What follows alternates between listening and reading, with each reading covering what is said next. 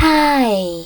In front of me is NOKIA G60 and today I would like to show you how you can manage automatic screen rotation on this device.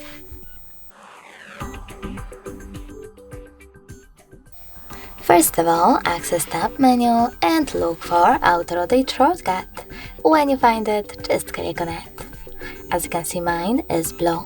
That means that auto rotation is on, but you can always turn it off by tapping on the shortcut again.